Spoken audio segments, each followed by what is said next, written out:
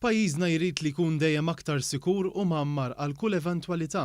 Dan ser isir permezz ta' investiment ta' 690,000 euro li 600,000 minnhom ser jiġu minn fondi tal-Awtorità tal-Ippjanar u 90,000 l-oħra ser jiġu mid-Dipartiment tal-Protezzjoni Ċivili. Iżda dan għadu biss il-bidu. Dan saħħu l-Ministru għall-Internu s-Sigurtà Nazzjonali Michael Farrugia waqt li kien qiegħed jinawgura turntable ladder ta' madwar 32 metru għoli bħala parti minn Memorandum of Understanding bejn l-Awtorità tal-Ippjanar u d-Dipartiment tal-Protezzjoni Ċivili. Farrugia ħabbar pjan ta' 7 snin li ser jinkludu stazzjonijiet ta' tifi tan-nar ġodda aktar ċentralizzati madwar il-pajjiż, magħmra b'inġenji bl-aħħar teknoloġija. Saħaq fuq l-importanza li dawn l-istazzjonijiet ta' tifi tan-nar ikunu seismic proof f'każ ta' terremot.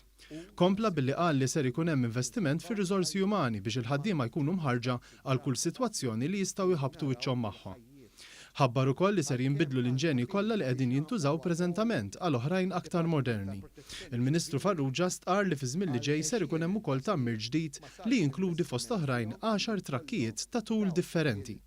4 minnhom jilħqu 22 metru, 4 oħrajn jilħqu 32 metru, ieħor ta' 60 metru li hu ekwivalenti għal 20 sular kif ukoll wieħed li jwassal sa 70 metru. Il-Ministru għat-Trasport u l-Infrastruttura Ian Borg saħaq li n-nies li llum jgħixu f'binjiet għolja għandhom dritt li jħossuhom sikuri f'darhom u għalhekk stqar li kull ċenteżmu huwa denju għaliex huwa investiment favur is-sigurtà kollettiva.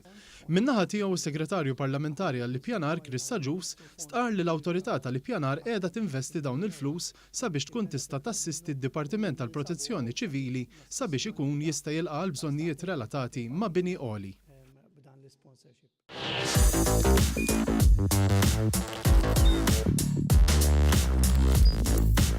Idħol fuq one.com.mt u hemmhekk tista' tara l-programmi kollha li jxandru fuq One permezz ta' One Play.